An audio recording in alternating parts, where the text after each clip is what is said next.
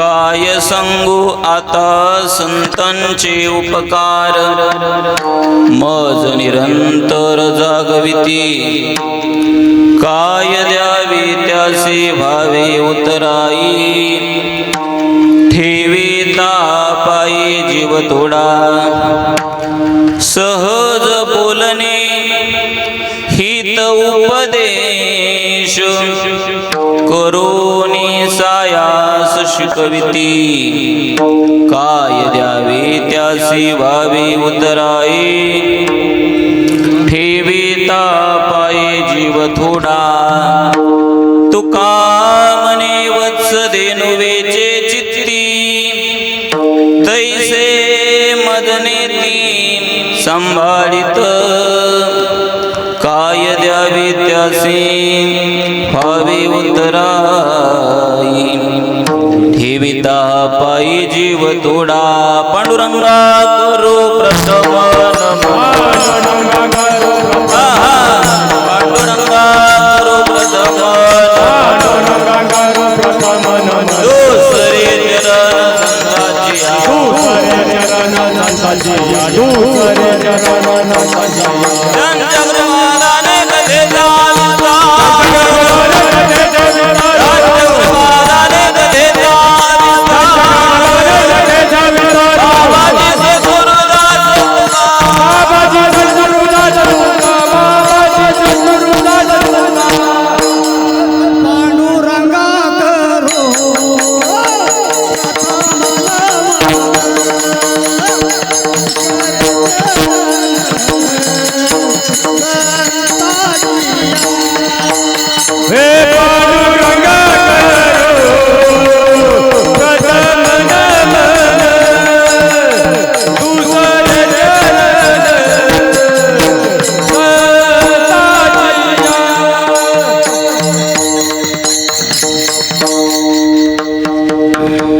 पांडुरंगा करू प्रथम नमन, दुसरे चरण संताची।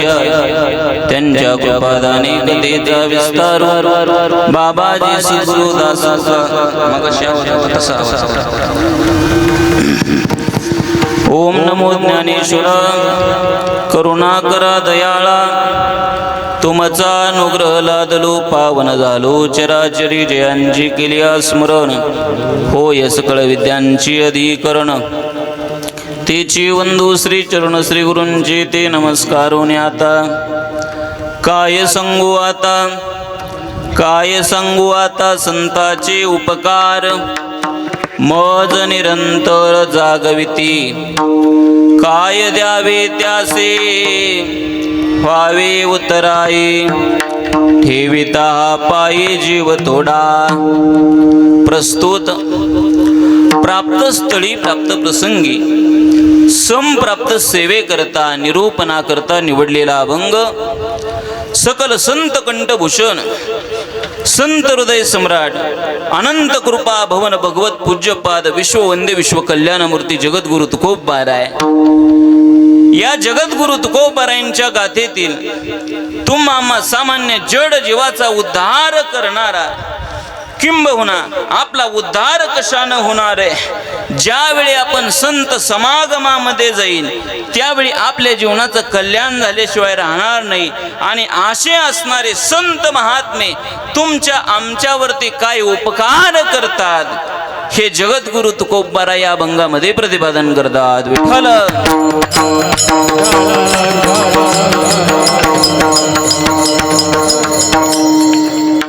अकारण कारण करुणा वर्णालय अनंत कृपा भूषित भगवान श्री पंढरीश परमात्मा कैवल्य तेजोनिधी विश्वमाऊली ज्ञानोबाराय जगद्गुरु तुकोबाराय आणि अखिल संत मांद्याळी या अखिल संतांच्या असीम अपार आणि अद्भुत कृपेच्या द्वारा आज आपण या श्री संत बाळूमामांच्या दरबारामध्ये उपस्थित आहे। मायबात मामांचा दरबार हा सामान्य नाही। मामा आपल्या गावापर्यंत आले, काहीतरी तुमच्या आमच्या जीवनाची पूर्व पुण्याई शिल्लक असेल, किंबहुना मागे बहुत जन्मी हेची करत आलो आम्ही, याची कुठंतरी पूर्व पुण्याई याचा असणारा परिणाम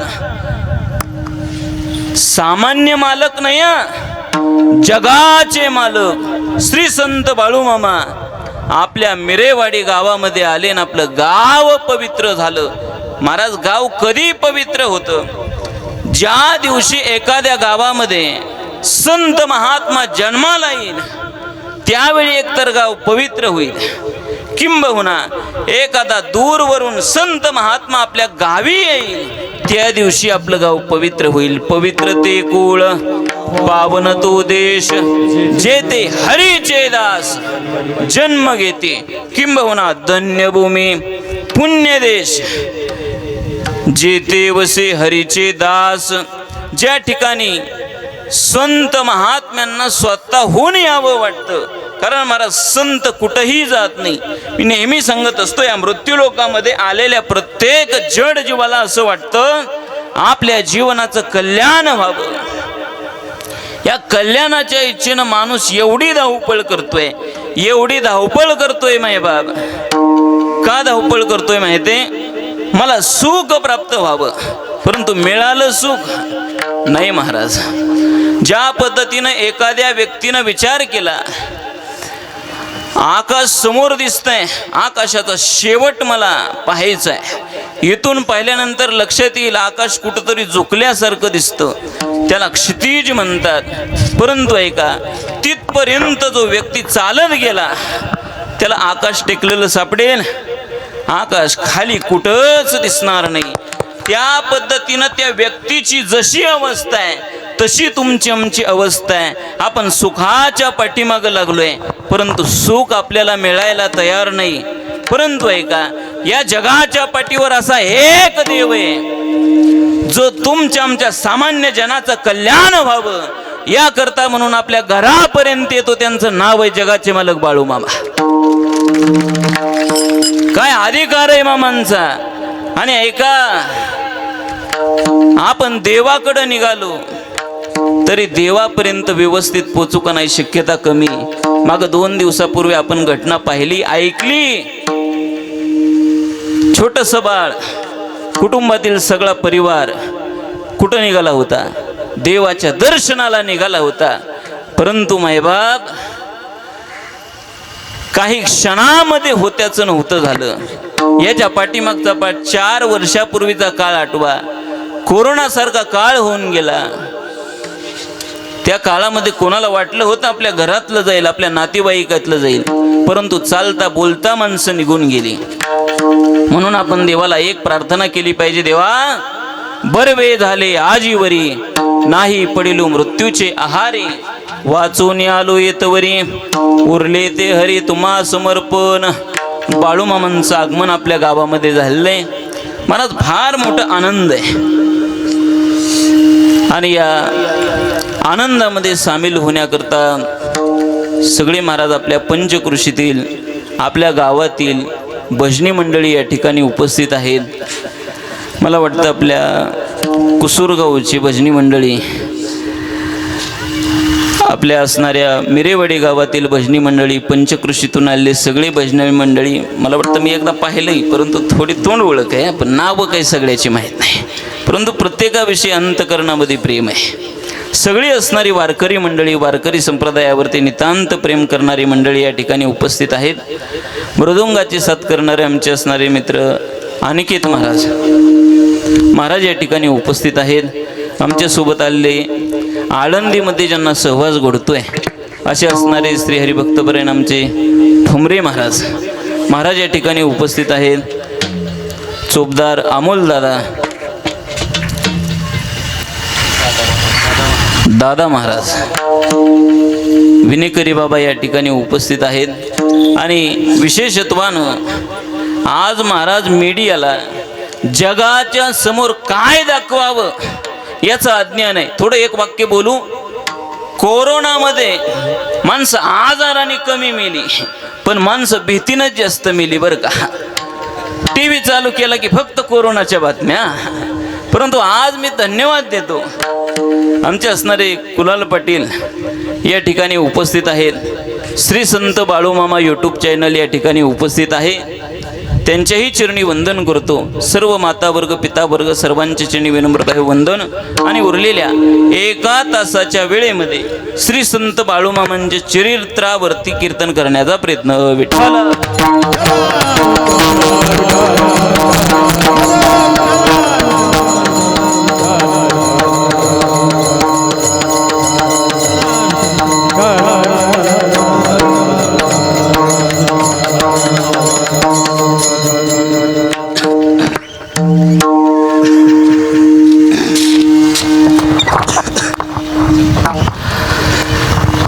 आज आपण ज्यांच्या दरबारामध्ये उपस्थित आहे तो दरबार सामान्य नाही. श्री संत बाळूमामांचा दरबार. बाळूमामांचा जन्म झाला, कोणाच्या पोटी झाला, कुठे झाला आणि कशा करता झाला याचं सविस्तर आपल्याला वर्णन थोड्या भागामध्ये पाहायचंय. खऱ्या अर्थानं पाहायचं झालं तर या जगाच्या पाठीवर काही गोष्टी या उपकार करणाऱ्या आहेत. शास्त्रकार यामध्ये सांगतात, रविश्चंद्र घना वृक्षहा नद्या गावश्च सज्जना येते परोपकाराय युगे देवेन निर्मिता. भगवान परमात्म्याने काही असे घटक या मृत्यू लोकांमध्ये पाठवले त्या जगात आहेत. ते 6 घटक आहेत. पहिला आहे सूर्य. काय ज्ञानोबारांनी गोड वर्णन केलं. सूर्य प्रकाश देतो. का जगाचे अंध फेडीत श्री चिरावळे उघडीत निघे जैसा भास्वत प्रदक्षिणे. ज्ञानोबाराय सांगतात, सूर्य निघाला. रात्रभर महाराज कितीही बॅटरी लावल्या, कितीही LED बल्ब लावले, परंतु सूर्यासारखा प्रकाश नाही. सूर्य ही देवता आहे आणि हा असणारा सूर्य जगावरती उपकार करतो. चंद्र या जगावरती उपकार करतो. असं म्हणतात की कोजागिरी पौर्णिमेच्या दिवशी तो असणारा चंद्र अमृताचा वर्षाव करतो. आणि पाऊस हा सुद्धा जगावरती उपकार करतो. महाराज मला वाटतं आता आपण सगळेजण पावसाची वाट पाहत आहे. एरे एरे पावसा, एरे एरे पावसा, शेतकरी राजा वाट पाहतो. शेतकरी राजा वाट पाहतो. शेतकरी राजा वाट पाहतोय कुणाची? पाऊस कधी. एक काळ पाठीमागं असं होऊन गेला महाराज, माणसं पाऊस येईल म्हणून वर बघायचे, आकाशातून नव्हतं पाणी, आलं तर डोळ्यातून यायचं. परंतु माझा सांगायचा मुद्दा, पाऊस पडला की जगावरती कृपा आहे, उपकार करतो. रविचंद्र घना वृक्षहा, झाड सुद्धा उपकार करतो. ज्ञानोबारांनी याच्याकरता एक गोड दृष्टांत दिला. ज्ञानोबाराय सांगतात, एखादा वृक्ष असावा, झाड असावं आणि त्या ठिकाणी त्या झाडाखाली एखादा कोणीही व्यक्ती जाऊ द्या. एखादा व्यक्ती उन्हाच्या दिवसामध्ये पांतस्त रस्त्यानं निघाला, ते झाड म्हणत नाही हे आपल्या गावचं नाही, त्यालाही सावली देते. जे गावचं आहे त्यालाही सावली देते. याच्या पुढे ज्ञानोबाराय सांगतात, एखाद्याने हातात कुऱ्हाड घेतली आणि तोडण्याकरता गेला, त्यालाही झाड सावलीच देते. जो खंडावया गाव घाली कालावने जयाने केली, दोघा एकची सावली वृक्ष दे जैसा. आणि नदी सुद्धा या जगावरती उपकार करते. आणि यापैकी असणारा शेवटचा प्रकार तो म्हणजे असणारा सज्जनाचा प्रकार आहे. सज्जन सुद्धा या जगावरती उपकार करतो. मग मला सज्जन कोणाला म्हणायचं? महाराजांचं प्रमाण आहे, सर्वांग निर्मळ, चित्त जैसे गंगाजळ, किंबहुना मुखी अमृताची वाणी, देह देवाची कारणी. याला सज्जन म्हणा. आणि हा असणारा सज्जन हा एक वर्ग म्हणजे असणारा संत महात्म्यांचा वर्ग आहे. आणि आज आपण ज्यांच्या दरबारामध्ये बसलोय ते बाळूमामा. बाळूमामा महाराज फार मोठे संत. खऱ्या अर्थानं पाहायचं झालं तर मामांना दोन्हीही उपाधीनं पाहिलं जातं. मामांना देवही म्हटलं जातं आणि मामांना संतही म्हटलं जातं. याचं कारण बारकाई नाही का? देव काय करतो? मुखम करोति वाचालम पंगुम लंघयति गिरिम यत् कृपातमहं वंदे परमानंद माधवम. मुख्याला वाणी देण्याचं काम देवाचं आहे, पंगळ्याला पाय देण्याचं काम देवाचं आहे. परंतु ऐका, माझ्या संत महात्म्यांचं काम एक आहे, जो जो कोणी आपल्या जवळ आला आपणासारिखे करीते तात्काळ, नाही काळ वेळ तया लागी. संत महात्मे कृपा करतात. मग महाराज, आज आपण ज्यांच्या दरबारामध्ये, मामांचा दरबार हा सामान्य नाही, परंतु ऐका, या मृत्यूलोकामध्ये देव आणि संत सहजासहजी अवताराला येत नाही. कधी अवताराला येतात?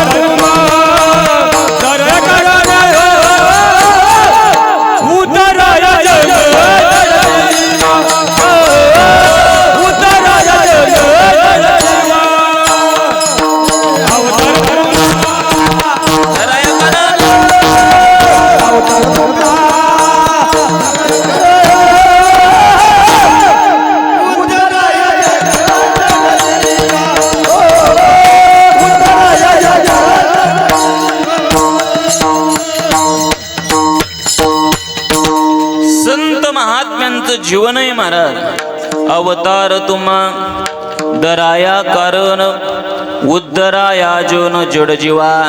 सामान्य जनाचा उद्धार व्हावा ही संत महात्म्यांच्या अंतकरणामध्ये असणारी भावना आहे. परंतु ऐका, या मृत्यूलोकामध्ये बाळूमामांचा अवतार झाला तरी कधी, आणि बाळूमामा सामान्य नाही, साक्षात भगवान शंकराचे अवतार म्हणजे माझे असणारे मामा आहेत. या भगवान शंकरानं या जगावरती नामाचा प्रचार आणि प्रसार आजपर्यंत केला. ब्रह्मदेवानं सृष्टी निर्माण केली, भगवान विष्णूनं त्याचं असणारं पालन पोषण केलं, आणि या जगतात संवार करत असताना योग्य दिशा देण्याचं काम माझ्या भगवान शंकरानं केलं, महेशानं केलं. प्रसंग असा, मग मामांचा जन्म झाला कधी केव्हा झाला? ज्यावेळी या मृत्यूलोकामध्ये 11वं शतक सुरू होतं, आणि या 11व्या शतकामध्ये काही संत महात्म्यांचा अवतार झाला. त्याच्यामध्ये असणारे निवृत्ती दादा, आणि पुढे 12वं शतक लागलं. ज्ञानोबाराय, सोपान काका, मुक्ताबाई या असणाऱ्या 4 भावंडांचा जन्म झाला. ऐकाच्या स्वानंद सुखनिवासी सद्गुरू जोग महाराज वारकरी संस्थेत मी शिकलो ना, आमचे असणारे वैकुंठवासी गुरुवर्य विठ्ठल बाबा गोले असे म्हणायचे, म्हणतात या 12व्या शतकामध्ये या महाराष्ट्राला संतांचं उभं पीक मिळालं होतं. सगळीकडे प्रत्येक जाती धर्मात पंथात संत महात्मे होते. पुढं आलं 13वं शतक. 13व्या शतकामध्ये एकही संत नाही. पुढं आलं 14वं शतक. 14व्या शतकाच्या उत्तर काळामध्ये पैठण निवासी असणारे, ज्यांना संत, शांत आणि श्रीमंत या 3 उपाधीनं ओळखलं जातं, ते असणारे नाथ बाबा. त्या नाथ बाबांचा जन्म पैठणला झाला. भानुदासाची कुळी, महाविष्णूचा अवतार. आवाज थोडासा रिटर्न देऊ, मोकळा करा. नाथ बाबांचा जन्म भानुदास महाराजांच्या कुळामध्ये झाला, आणि भानुदास महाराजांच्या कुळामध्ये ज्यावेळी नाथबाबांचा जन्म झाला, परंतु 14व्या शतकामध्ये जन्म नाथबाबांचं कार्य संपूर्ण 15व्या शतकामध्ये. मग माझे असणारे नाथबाबा तुमच्या आमच्या समोर भारुडाच्या रूपानं तुमच्या आमच्या समोर आले, हरिपाठाच्या रूपानं आले आणि एका वारकरी संप्रदायामध्ये शांतीब्रह्म नाथबाबांचं जेवढं वाङ्मय तेवढं वाङ्मय कोणाचंच नाही. रामायण असेल, वेगवेगळ्या पद्धतीनं नाथबाबा समाजाच्या समोर आले आणि विशेषत्वानं भारूड ही समाजाच्या मनापर्यंत जाणारी व्यवस्था ती नाथबाबांनी निर्माण केली. आणि याच्यानंतर 15वं शतक संपलं आणि 16वं शतक. या 16व्या शतकामध्ये वैराग्य राग रसिक जगद्गुरु तुकोबारायांचा जन्म याच 16व्या शतकामध्ये झाला. शिवाजी महाराजांचा जन्म याच काळामध्ये झाला. पुढाला 17वं शतक. 17व्या शतकामध्ये एकाही संताचा जन्म नाही. पुढाला 18वं शतक. परंतु या 18व्या शतकामध्ये जन्म घ्यावा हे स्वतः पुन्हा वाटलं महेशाला, म्हणजे भगवान शंकराला.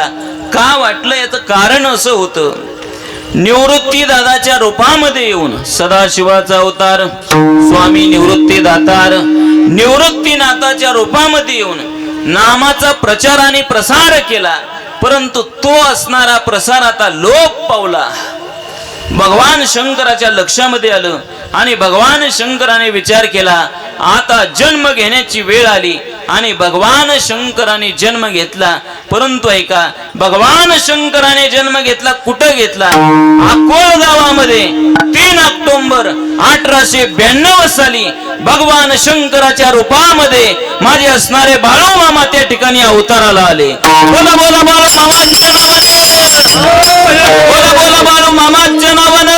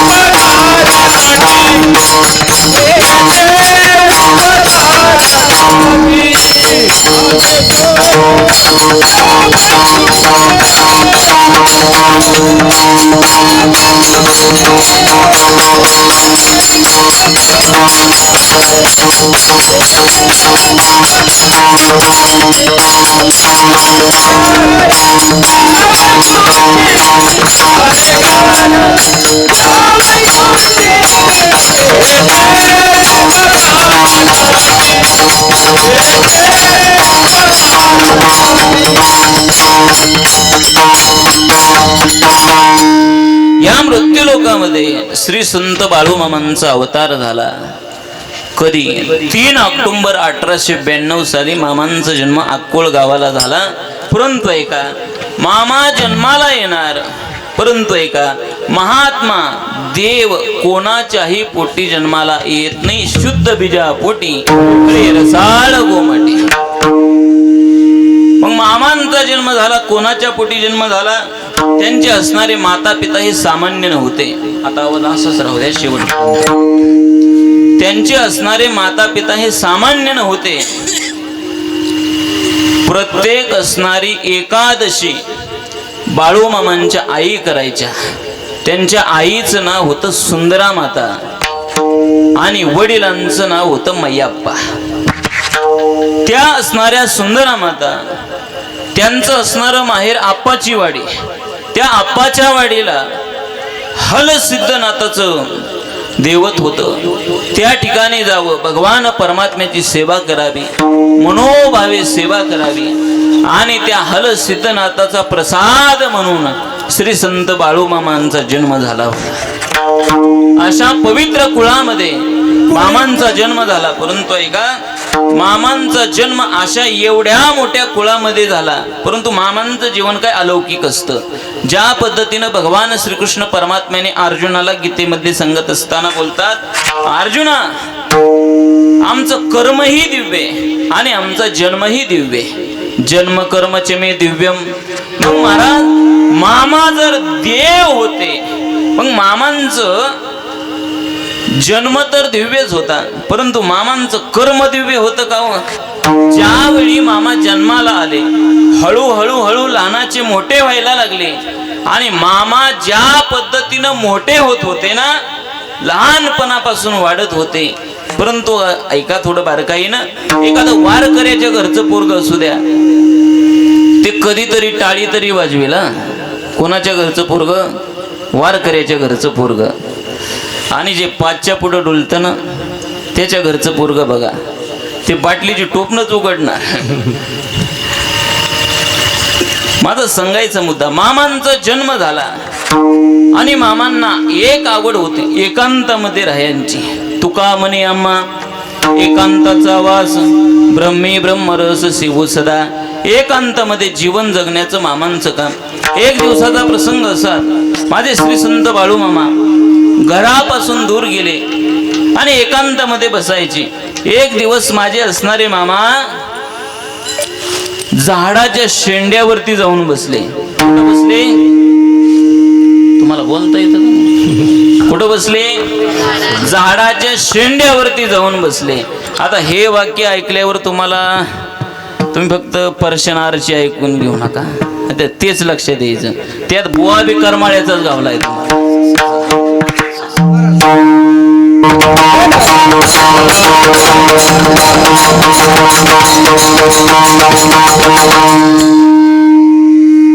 आज काय कळ नाही, कंबरच सुटते या.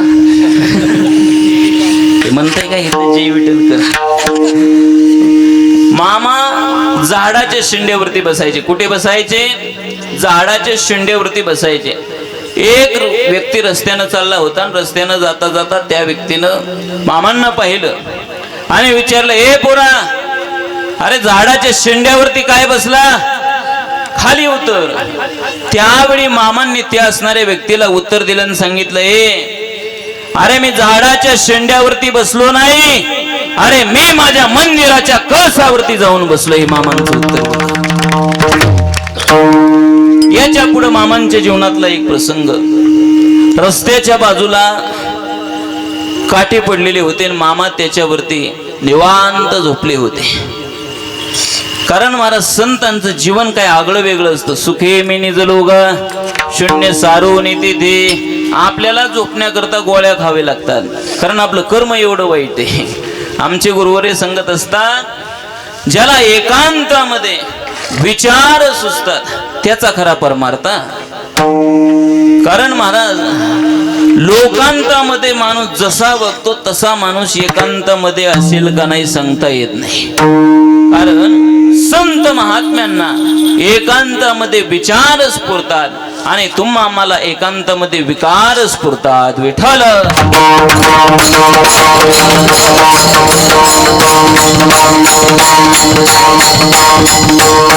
परंतु एका संत महात्म्यांचं जीवन काय अलौकिक आणि मामा वेगवेगळ्या पद्धतीचे चमत्कार करायचे. कुठेही बसावं, इकडं तिकडं फिरावं.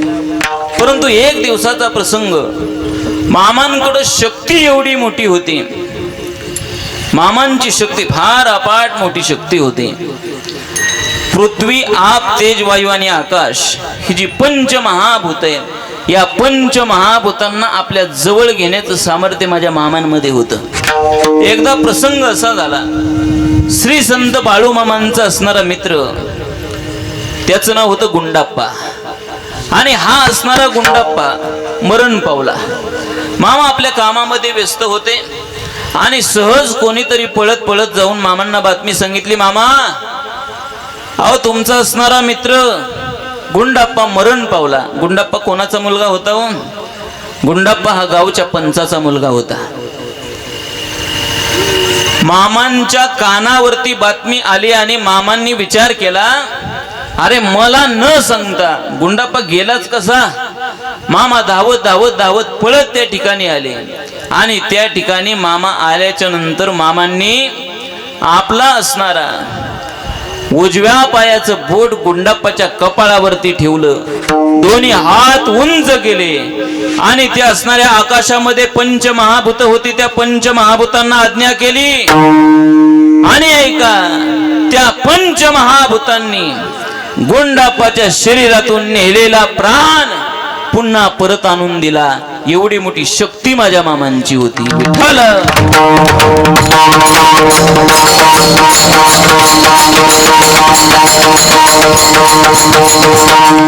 आणि मामांचं जीवन फक्त शक्ती होती आणि समाजाला देण्याची ताकद सुद्धा मामांमध्ये होती. सामान्य दीन जनाचा उद्धार करण्याचं काम मामांनी आपल्या जीवनामध्ये केलं. मामांनी जर एखाद्याला शब्द दिला, शब्द पूर्ण करण्याचं काम माझे मामा करत होते. मामांनी आजपर्यंत महाराज प्रत्येकाचा उद्धार केला हो. आणि मामांनी एकदा शब्द दिला होता, बाळाप्पा बागडे त्या व्यक्तीचं नाव होतं. आणि मामांनी सांगितलं, तुला एक ना एक दिवस मी भेट देईन. प्रसंग असा होता, 1937चा कालखंड. आणि या कालखंडामध्ये ज्यावेळी माझ्या असणाऱ्या श्री संत बाळू मामांची बकरी येरगट्टीच्या माळावरती गेली आणि ज्यावेळी मामांची बकरी त्या ठिकाणी आली, काही चोरांनी, त्या गावाचं नाव होतं मरीहळगाव, त्या मरीहळगावचे आप्पाजी बागडे होते आणि बकरी बसली होती येरगट्टीच्या माळावरती. आणि प्रसंग असा झाला, जे असणारे चोर होते 21 चोर, त्याचे प्रमुख होते बाळाप्पा बागडे. कारण महाराज कार्य कुठलं बी असू द्या, त्याला टोळीचा प्रमुख असतोच, सगळीकडे असतो. हित बी असतो, हे आपल्याकडे ऊस तोडायला येते. कारण महाराज मुकदमाला खुश ठेवला तर ऊस जातो ना शेवटपर्यंत, नाहीतर आपल्यात दांडी हाणून ते दुसऱ्याच्यात जाते. मग या चोरांच्या टोळीचा मुकदम होता, त्याचं नाव होतं बाळाप्पा बागडे. या बाळाप्पा बागडेनं विचार केला, मामांची बकरी आलीत ना, आपण चोरी करायची. आणि चोरी करण्याच्या निमित्तानं हे असणारे सगळे चोर मामांचा तळ ज्या ठिकाणी होता त्या तळाच्या दिशेनं धावत धावत निघाले. रात्रीची वेळ झाली होती आणि यांनी विचार केला, आपण तळावरती निघालोय, 1 तास झालं, 2 तास झालं, हे सगळेजण पळत होते. परंतु विचार केला, अरे पण एवढा उशीर पळतोय, परंतु मामांचा तळ काही जवळ येत नाही. परंतु त्यांनी विचार केला, आपण तळापर्यंत पोचायचंच, काही असू द्या. धावत धावत धावत पळत सुटले. तेवढ्यामध्ये महाराज कोंबड्यानं आवाज दिला. त्यांनी ओळखलं, पहाट झाली. पूर्वीच्या काळातले कोंबडे सुद्धा वेळेवर आरडायचे हो. त्यावेळेस माणसं उठायची.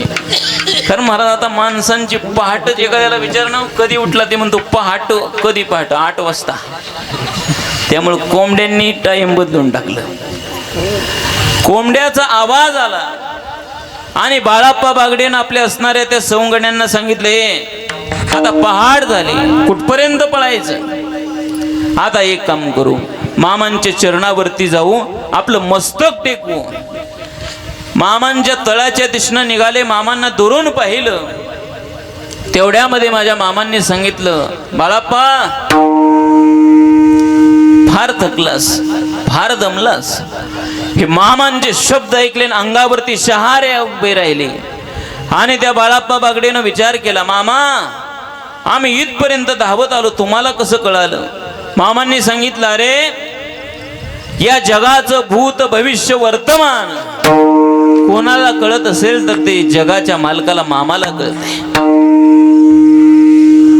आणि ज्यावेळी बाळाप्पा बागडे आणि मामा सगळे सवंगडे एका जागेवरती बसले होते, मामांनी त्यावेळी त्यांना शब्द दिला होता, मी एक ना एक दिवस तुम्हाला भेट देईल. मग ऐका, मामा कोणाच्या ना कोणाच्या रूपामध्ये आपल्याला भेट दिल्याशिवाय राहत नाही. कारण मामांचा शब्द आहे, माझ्या दरबारामध्ये सेवेला महत्व आहे. कारण मामांच्या आपण दारात आलो ना, आपली श्रीमंती ती तिथं जाळा जिथं आपण चप्पल सोडली, आपला मान तिथं जाळा ज्या ठिकाणी आपण चप्पल सोडली. मामांच्या दारामध्ये कोणीही नाही, कोण मोठा न कोण लहान कोणीही नाही. मामांच्या दरबारामध्ये मोठा जर कोण असेल जो फक्त सेवा करतो, या सेवेला महत्व आहे. कारण मामांचं वाक्य होतं, करशिला सेवा तर खाशिला मेवा, करशिला सेवा तर खाशिला मेवा. अरे करशिला माझ्या मांडी माऊलीची सेवा तर खाशिला पंच पक्वान्नाचा मेवा. म्हणून आज सुद्धा या जगाच्या पाठीवर श्रेष्ठ सेवा कुठली असेल? महाराज जे असणारे मेंढके बंधू सेवा करतात ना, या जगाच्या पाठीवर सगळ्यात मोठी असणारी सेवा आहे. स्वतःचं घरदार सोडलं, स्वतःचा प्रपंच सोडला, स्वतःची बायका पोरं सोडली, आवाज मगाच्या सारखाच करा, आणि सगळी राख रांगोळी करून ही असणारी मंडळी बाळू मामांची सेवा करतात. आणि सेवेला फळ देण्याचं कोम काम करत असेल तर ते फक्त आणि फक्त मामा विठ्ठल.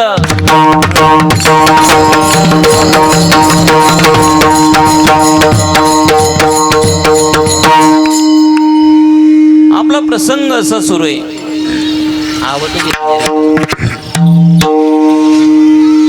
माझ्या असणाऱ्या बाळू मामांनी शब्द दिला बाळाप्पा बागडेला, बाळाप्पा मी तुला भेट देईल.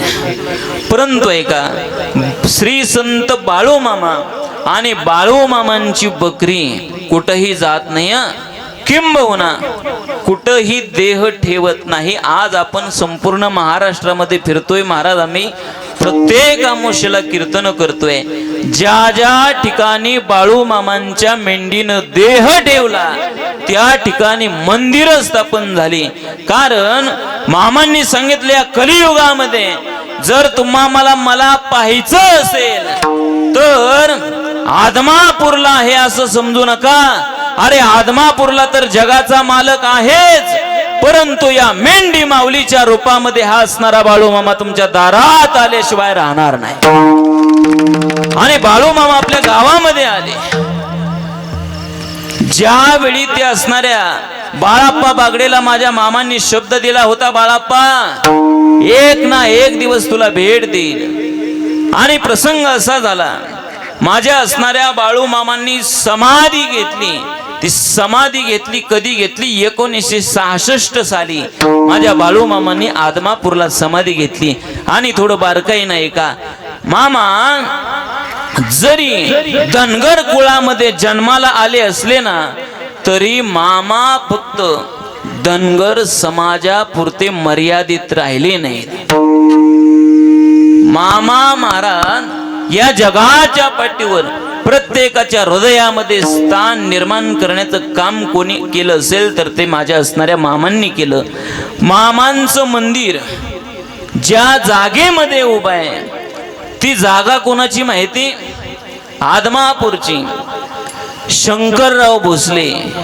आणि मामा जर फक्त धनगर समाजापुरते मर्यादित राहिले असते तर त्या ठिकाणी मंदिर उभा कधीच राहिलं नसतं.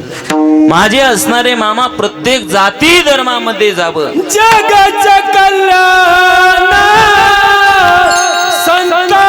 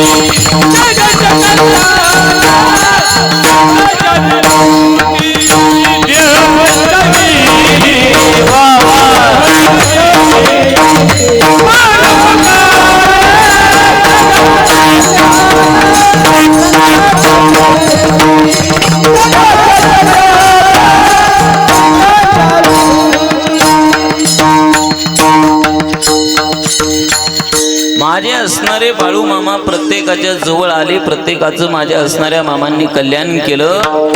आणि त्या असणाऱ्या मामांनी एक दिवसाचा प्रसंग, मामा समाधिस्थ झाले आणि समाधिस्थ झाल्याच्या नंतर 1971 साली, थोडा वेळ कमी करा, मामांची असणारी बकरी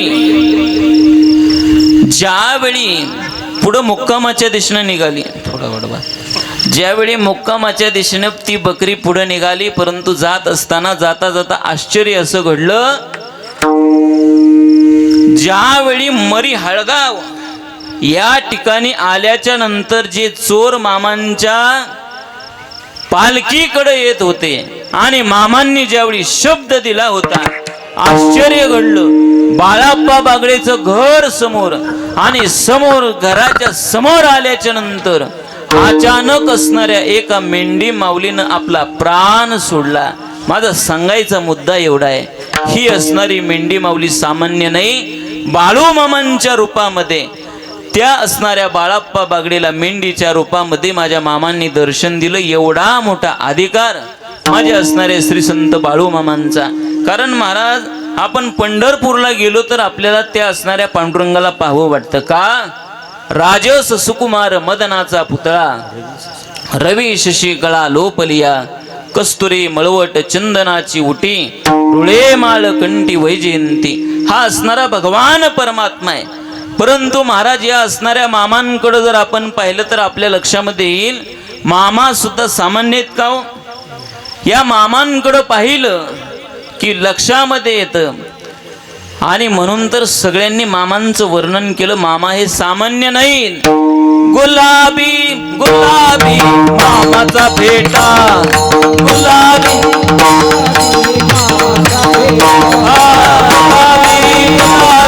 मामाचा फेटा,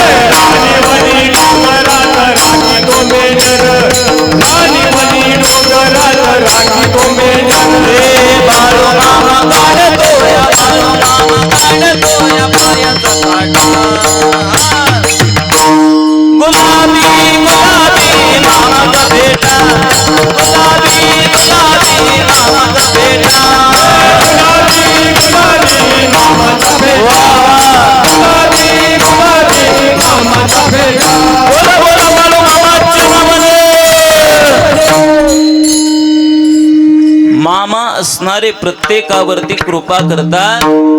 जो चोर म्हणून मामांच्या दारात गेला, मामांनी त्याच्या सुद्धा जीवनाचं कल्याण केलं, त्याचा सुद्धा उद्धार केला.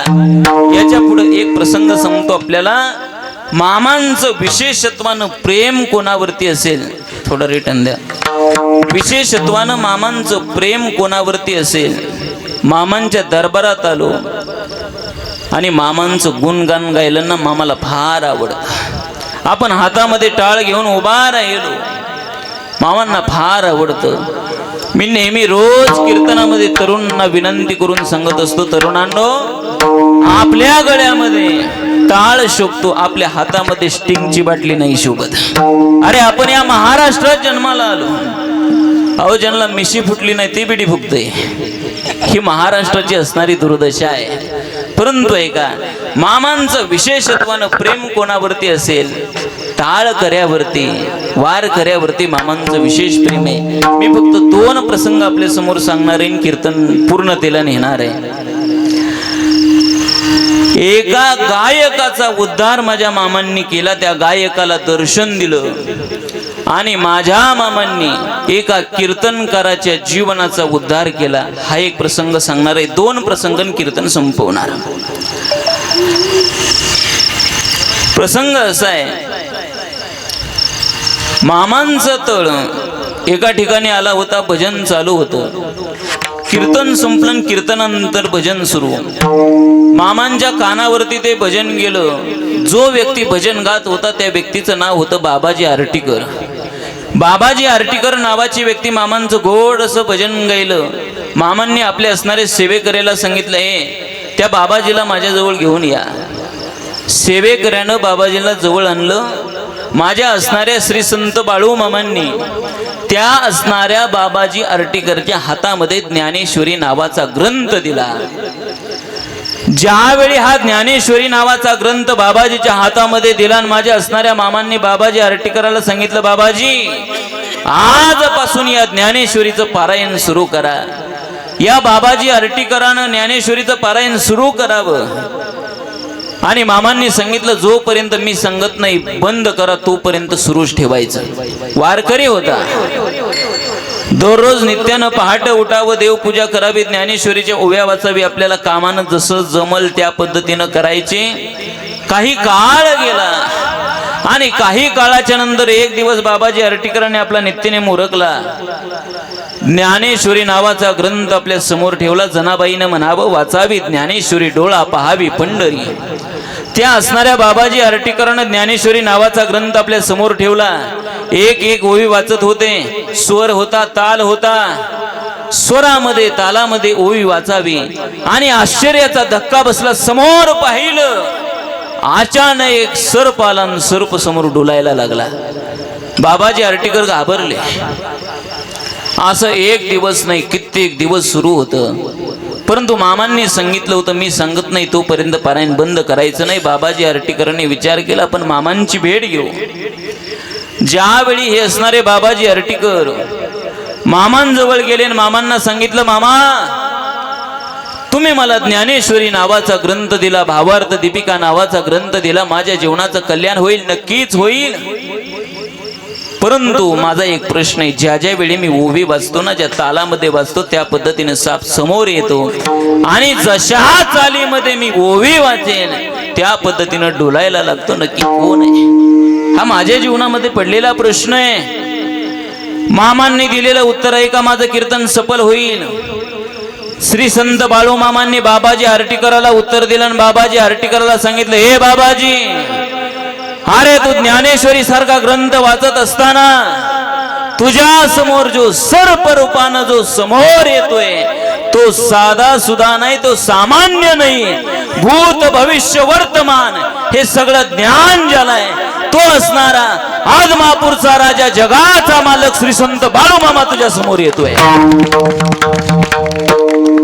बाळू मामांनी एका असणाऱ्या गायकाला दर्शन दिलं. आणि दुसरा प्रसंग आपल्याला सांगेल, माझ्या असणाऱ्या श्री संत बाळू मामांनी एका कीर्तनकाराचा उद्धार केला. विठ्ठल विठ्ठल.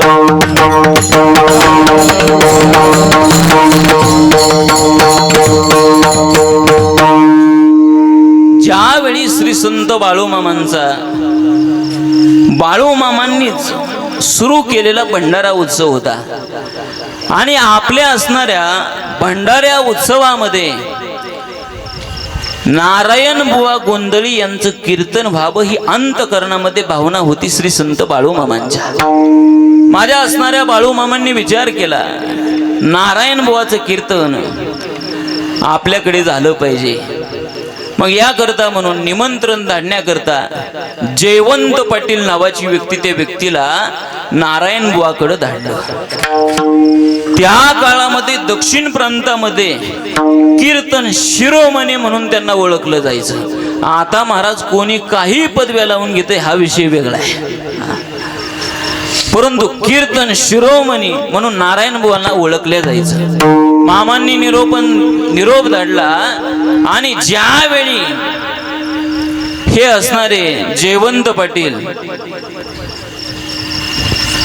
जयराम पाटील त्या ठिकाणी गेले आणि गेल्याच्या नंतर नारायण बुवांना निमंत्रण धाडलं, नारायण बुवा कीर्तना करता या. त्यावेळी नारायण बुवांनी सांगितलं मी कीर्तनाला नाही येऊ शकत. म्हटले का हो? अहो म्हटले माझा आता आवाज गेला, कोणीतरी काहीतरी खोड केली आणि आता आवाज बसला, नाही कीर्तनाला येऊ शकत. तेवढ्यामध्ये त्या असणाऱ्या जयराम पाटलांनी नारायण बुवाला सांगितलं, नारायण बुवा आज तुम्हाला निमंत्रण आलं, हे निमंत्रण सामान्य नाही, जगाचे मालक असणारे श्री संत बाळूमामांनी निमंत्रण धाडले. परंतु नारायण बुवांनी सांगितलं माझा आवाज चालत नाही. कारण महाराज एक वेळ कीर्तनकार बसला तरी चालेल, पण कीर्तनकाराचा आवाज बसू नये. नारायण बुवांनी सांगितले मी नाही येऊ शकत.